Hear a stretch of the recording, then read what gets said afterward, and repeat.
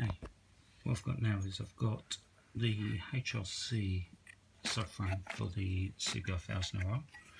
Also got the kit's clocks as well, which is that's away from a bit of light. As you can see, the main bit obvious difference is the 14 to 16 mark doesn't have a red line compared to standard items, which is an easy way to tell that you've got the kit clocks. Okay, I've got it all fitted up at the back all ready to go. Also what I've got is I've got the HRC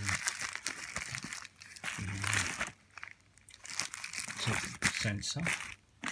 I've got a couple of the HRC bottles,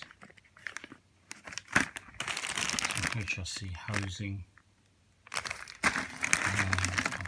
HRC bracket that it mounts onto. So what we're doing next is I'm going to assemble it, and I will show you shortly once it's assembled.